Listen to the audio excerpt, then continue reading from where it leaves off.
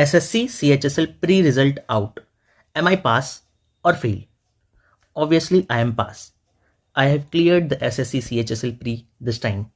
My name is there in the list. So what's next?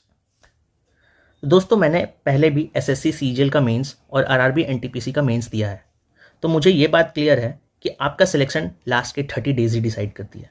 तो last के 30 days में हमारा प्लान क्या होगा, हम किस तरह से एग्जीक्यूट करेंगे सारी चीज़ों को, किस तरह से रिवीजन को अप्लाई करेंगे, और लास्ट में 15 फुल लेंथ मॉक्स जो मैंने डिसाइड किए हैं उसको किस तरह से एनालाइज करके एग्जीक्यूट करेंगे, ये देखेंगे हम लोग इस वीडियो में।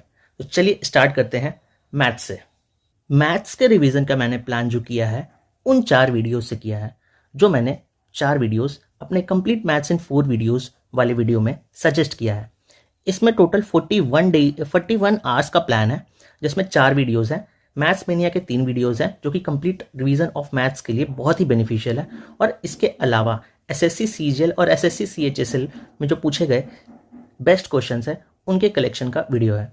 तो ये 4 वीडियोस बेसिकली, इसमें 5 वीडियोस होंगे अगर आप SSC CGL या CHSL के लिए प्रिपेयर कर रहे हो, और अगर रेलवे के लिए है तो 4 वीडियो सजेस्ट किया है मैंने। ठीक है, तो 41 आवर्स के आसपास आपको इसमें डेडिकेट करना होगा और आपका मैथ्स का रिवीजन कंप्लीट हो जाएगा। लेकिन अगर आप SSC CHSL प्री क्लियर करके आ रहे हो तो आपको ये वीडियोस इतना ज़्यादा टाइम नहीं लेगा। 41 आवर्स आपको ये वीडियोस 2x पर देखना है, just for the purpose of revision, क्योंकि आपका मैथ्स में हाथ ऑलरेडी स्मूथ है। और बाकी प्रैक्टिस आप कहाँ से करोगे? अपने फुल लेंथ मॉक से। आप सेक्शनल दो मैथ का या फिर फुल लेंथ मॉक दो, इनसे प्रैक्टिस करना है और अपने वीकनेस को एनालाइज करना है। ठीक है, तो मैथ्स का प्लान यहीं पर ख़त्म करते हैं, ज़्यादा टाइम वेस्ट बिना किए। ठीक है, चलिए नेक्स्ट है हमारा इंग्लिश। इंग्लिश में मैंने, अगर आपका कोई भी पोर्शन वीक है तो आप इस वीडियो को देख लेना। इस वीडियो में मैंने हर एक सेक्शन के लिए कंप्लीट सोर्स बताया है, और सोर्स में बेसिकली मैंने प्रेफर किया है रानी मैम को। तो नो डाउट आपको सोर्स बेस्ट मिलेगा और आपका काम इस वीडियो से हो जाएगा। ठीक है, लेकिन आपको कंप्लीट 100 आवर्स डेडिकेट करने हैं? बिल्कुल नहीं, आपके पास 100 आवर्स है ही नहीं। आपको करना क्या होगा, आपका जैसे जो भी टॉपिक वीक है, फॉर एग्जाम्पल फ्रेजल वर्ब, तो फ्रेजल वर्ब का वीडियो इसमें जो मैंने सजेस्ट किया है उसमें से उठाकर आप फ्रेजल वर्ब का वीडियो देख जाओगे, और अगर नोट्स बनाना होगा तो नोट्स बना लेना, अदरवाइज नोट्स भी रानी मैम के चैनल पर आपको मिल जाएगा।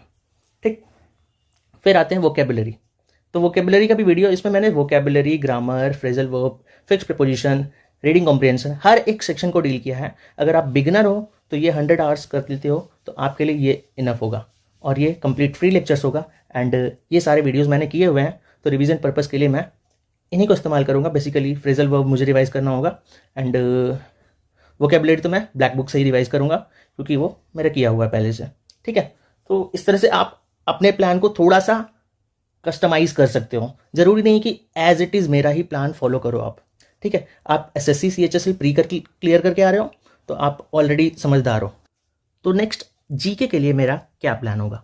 जीके के लिए परमार सर की लेटेस्ट PYQ सीरीज चल रही है, जो कि RRB NTPC को डेडिकेटेड है।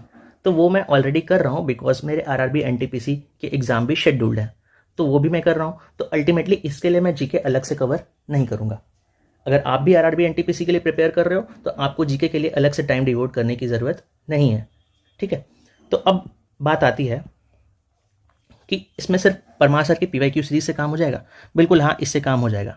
इसके अलावा अगर अदर सोर्सेज की ज़रूरत है तो इसके अलावा मैंने FRB से आपको किस तरह से जीके को रिवाइज करना है, लास्ट 25 डेज स्ट्रैटेजी मैंने RRB NTPC 25 डेज स्ट्रैटेजी में डिस्कस किया है, और ये काफ़ी मतलब रीच आया इस वीडियो का, उन लोगों ने पसंद किया इस वीडियो को, तो आप लोग देख सकते हो अगर आपको RRB NTPC की तैयारी कर रहे हो तो। ठीक है, तो चलिए आगे बढ़ते हैं।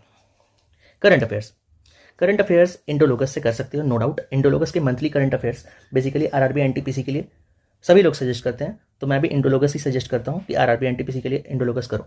But the thing is about SSC, तो क्या आपको SSC के लिए अलग से करंट अफेयर्स करने की ज़रूरत है? SSC में करंट अफेयर्स का वेटेज थोड़ा कम होता है एज कंपेयर टू रेलवे।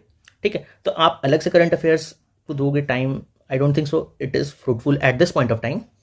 और अगर आप RRB NTPC के लिए कर रहे हो तो आपका पैरेलली ये भी प्रिपरेशन हो जाएगा, तो ये कर सकते हो। अदरवाइज इसके अलावा एक और है परमार सर का ही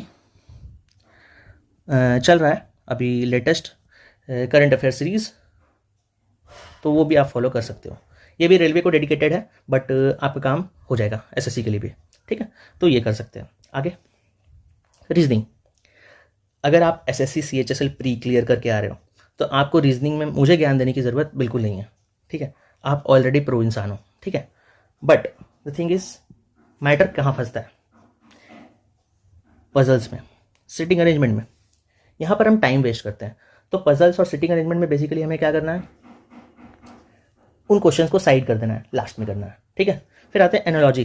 कभी कभी एनालॉजी में लॉजिक नॉक नहीं करते हमें, तो एनालॉजी के लॉजिक अगर नॉक ना करे विद इन 40 सेकेंड्स, तो आपको उस क्वेश्चन को at that point of time skip करना है और आगे बढ़ना है, ये काम करना है। तो आपको मॉक किस तरह से प्लान करना है रीजनिंग में, ये सबसे ज़्यादा इंपॉर्टेंट है। और मॉक में जो गलतियां कर रहे हैं उसको एनालाइज करके आपको उस गलती पर वर्क करना है, ये काम है रीजनिंग में। रीजनिंग में आपको अलग से कुछ पढ़ने की ज़रूरत नहीं है, आप सब पढ़ चुके हो, ठीक है। फिर काउंटिंग फिगर्स में, अगर आपका मैक्सिमम जो है, आई मीन टू से, अगर मैक्सिमम नंबर ऑफ फिगर्स जो दिया हुआ उसमें और वो ऑप्शन में है, तो आपके लिए तो वेल एंड गुड है, क्योंकि उससे ज़्यादा आ नहीं सकता है। लेकिन बात है मैक्सिमम तक अगर आप नहीं पहुंच पाए हो तो एक बार रुकना, छोड़ देना उस क्वेश्चन को, लास्ट के लिए फ्री टाइम में आराम से करना, हो जाएगा, ठीक है। फिर आते हैं कैलेंडर। कैलेंडर को कोड से करते हैं, तो कोड्स एक बार एग्जाम से पहले रिवाइज करके जाना, तो ये लास्ट मोमेंट पे, अगर लास्ट वन डे में आप रिवाइज कर लेते हो कोई दिक्कत नहीं है, ठीक है। फिर इस सीरीज में कभी कभी लॉजिक नॉक नहीं करते, तो बेसिकली लॉजिक का खेल है यहाँ पर। अगर लॉजिक नॉक नहीं कर रहा तो आपको टाइम वेस्ट नहीं करना है, और आप ये एसएससी सीएचएसएल प्री में भी ये खेल खेल चुके हो, तो आपको बहुत ज़्यादा दिमाग रीजनिंग में तो नहीं लगाना है। मॉक देना है, फुल लेंथ मॉक दो, जो गलती कर रहे हो एनालाइज करो, लॉजिक ढूंढो कि किस तरह से लॉजिक काम कर रहा है, बस यही काम करना है। और एनालिटिकल रीजनिंग, जो कि प्री में वेटेज थोड़ा कम रहता है, एक आध क्वेश्चन आजकल देने लग गया एडिक्यूटी आने से, आई एम सॉरी। तो एनालिटिकल रीजनिंग अगर नहीं कवर की हो तो कर लो, पीयूष वार्ष्णेय सर का वन शॉट पढ़ा होगा, उससे कर लो, ठीक है। फिर क्लॉक आजकल नहीं आता क्वेश्चन, मत पढ़ना, छोड़ देना, ठीक है। आगे 15 फुल लेंथ मॉक्स मैंने सोचा है, अगर इससे ज़्यादा पॉसिबल हुआ तो ज़्यादा देंगे, 15 फुल लेंथ मॉक्स देना है। हाँ, बात आती है एग्जीक्यूट कैसे करना है, ठीक। तो एग्जीक्यूशन कुछ नहीं करना है, आप 15 फुल लेंथ मॉक में आपको ये ट्राई करना है कि आप मैक्सिमम से मैक्सिमम स्कोर कर पाओ, जितना ज़्यादा स्कोर कर सकते हो वो करो।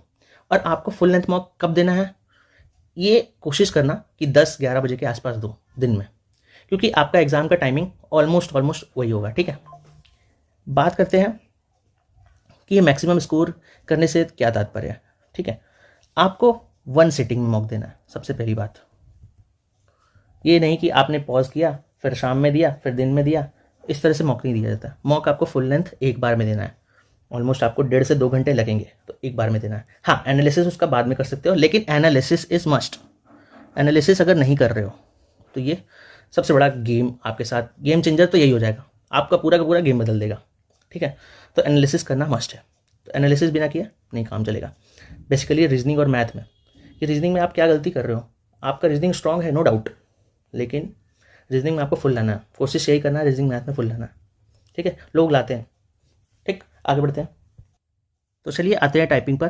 तो टाइपिंग पर जो आपको नीड होगी वो होगी 35 वर्ड पर मिनट, लेकिन आपको 40 का टारगेट लेकर चलना है, और टाइपिंग प्रैक्टिस स्टार्ट कीजिए और अभी से कीजिए, ठीक है। Thank you, have a good day, और वीडियो अच्छा लगे तो सब्सक्राइब कर लेना सर।